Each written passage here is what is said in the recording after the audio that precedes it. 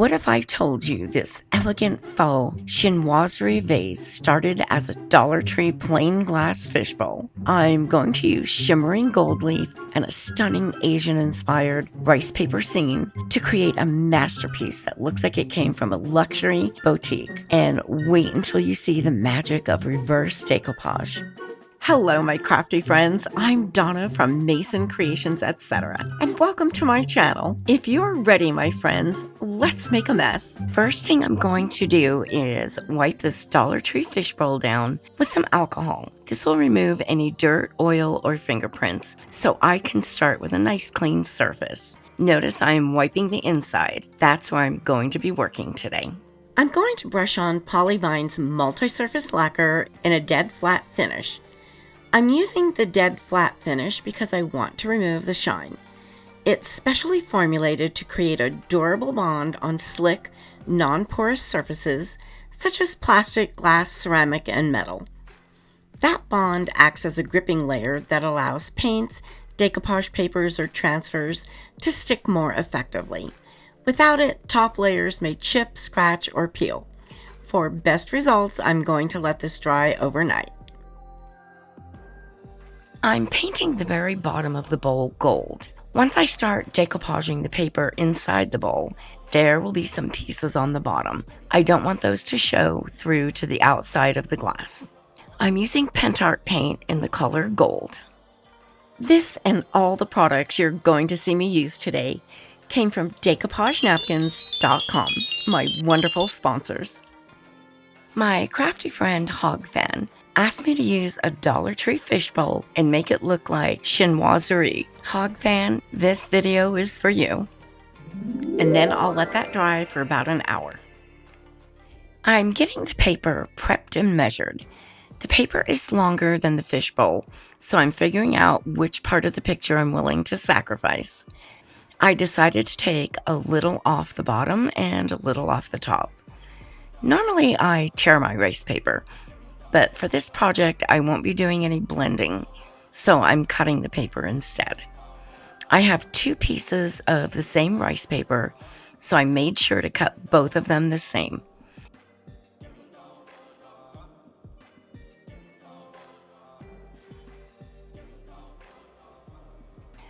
On the sides of the pictures, I'm cutting some wavy edges, trying to follow the lines in the picture somewhat. I'm not going to blend the two pictures. That would ruin the look that I'm trying to achieve. So I'll be doing an overlay with the two images. Most of the chinoiserie you've seen has probably been in blue and white. Some have soft colors, so I decided to go with that.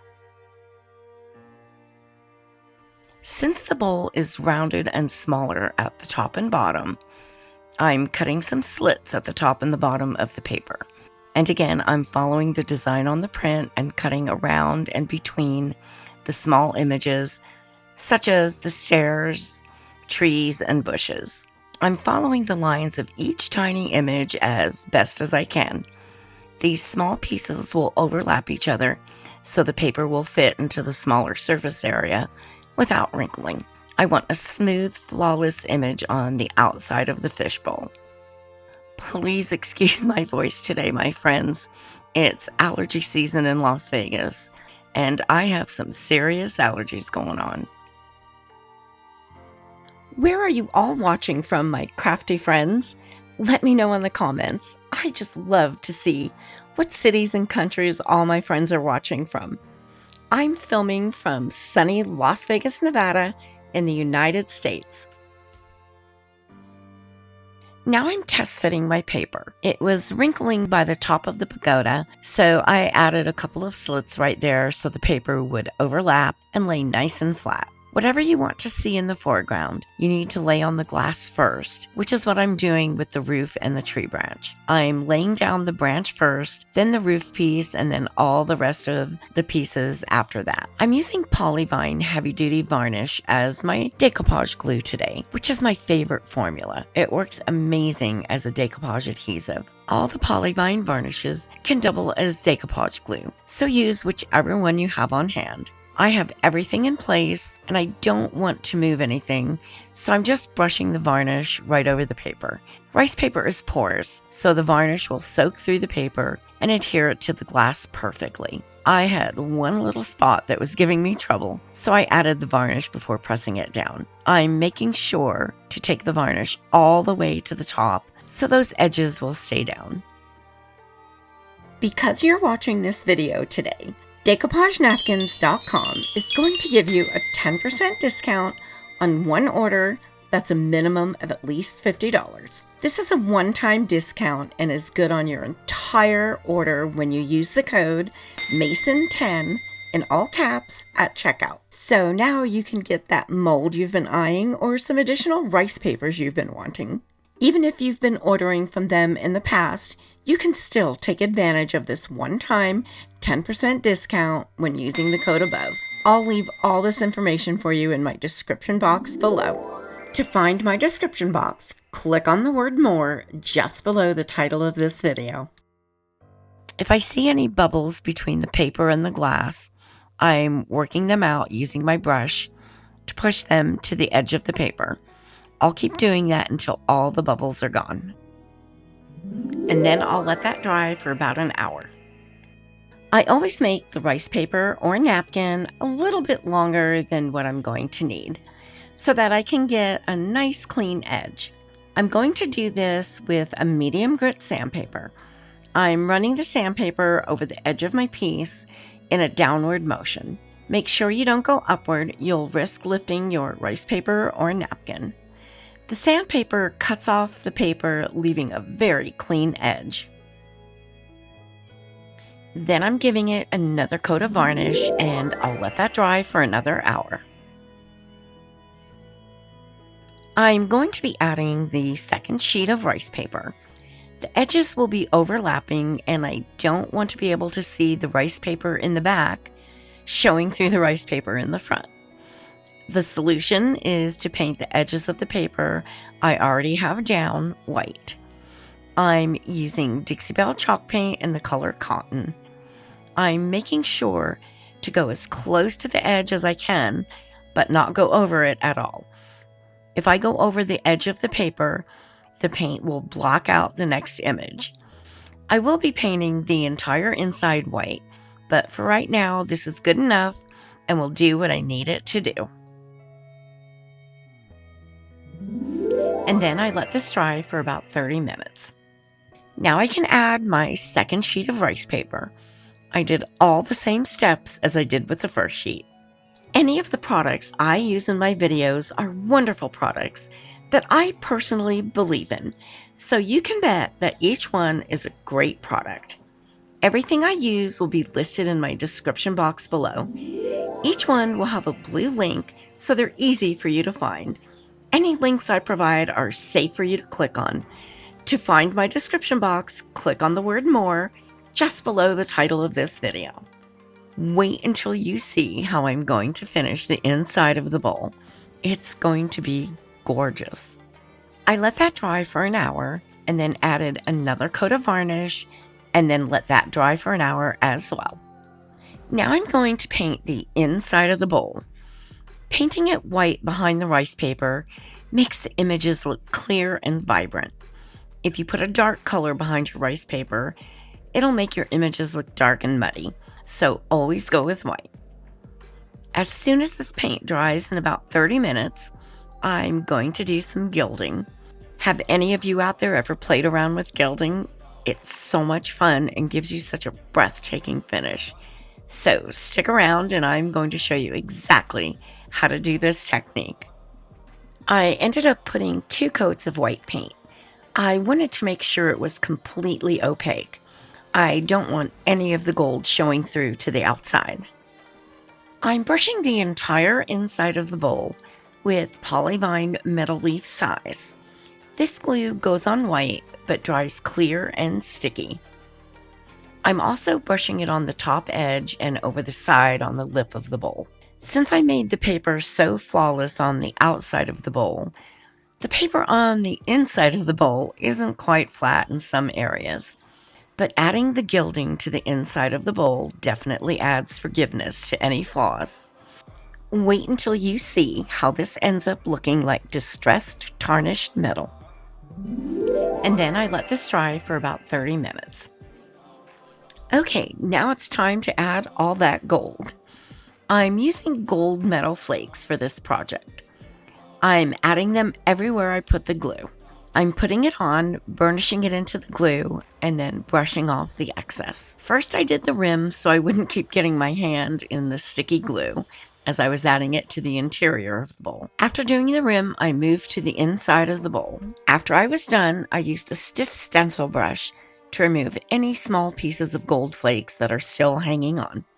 Make sure you do this on a sheet of paper. There will be a lot of small pieces that are going to be brushed off. You'll want to put them back into your jar. When you're done, if you notice any spots that the flakes didn't stick, just brush on some more glue, let it dry, and add more gold flakes. Whatever you do, don't have a fan running in the room. Been there, done that. These flakes are as light as feathers and will travel on the slightest breeze. Trust me, you don't want that.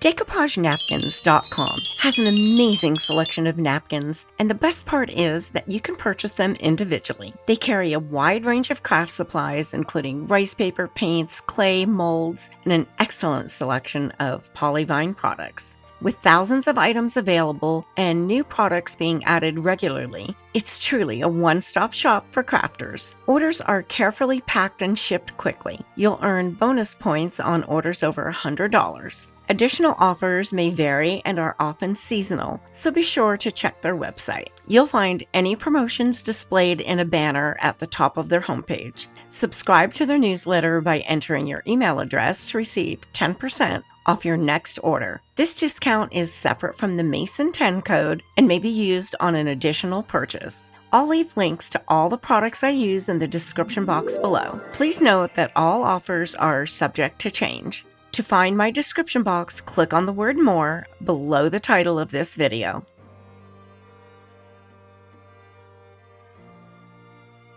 I had originally intended to paint the inside and bottom of the bowl gold, but as I was working on this little beauty, I decided it deserved some gilding instead.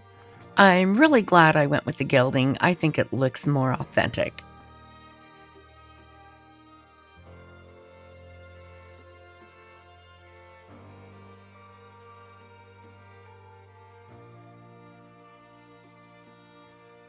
I just want to take a moment, all of my crafty friends, to say thank you for watching this video. If you're enjoying the content, it would be great if you could take a quick second and hit the like and hype buttons. I appreciate you for doing that. I have some awesome new projects coming up, so don't forget to subscribe.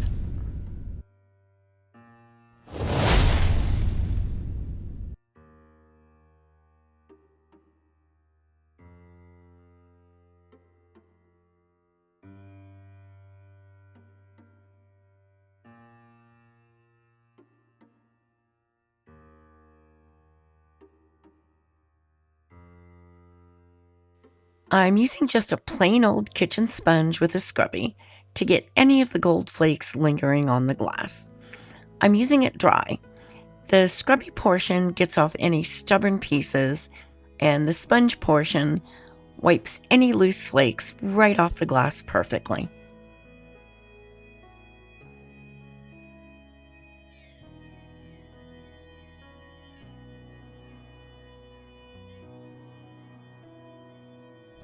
I'm going to give the inside of the bowl, the lip, and the bottom of the bowl a final sealer.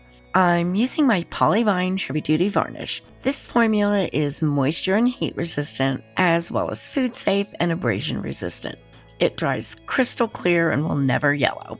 It will be dry to the touch in an hour and completely cured in less than a week.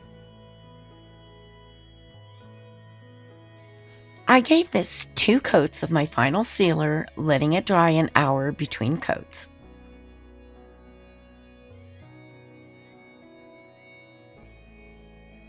Don't forget, all of the wonderful products I'm using today can be found at my favorite place for craft supplies, DecoupageNapkins.com, and I'll leave you links in my description box below.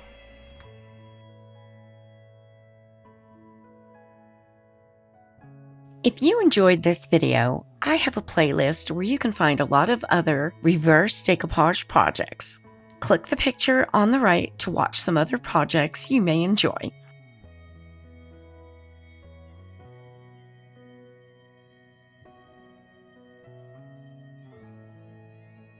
Thanks for watching, and if you don't want to miss any new projects, you can subscribe by clicking my picture in the top right corner.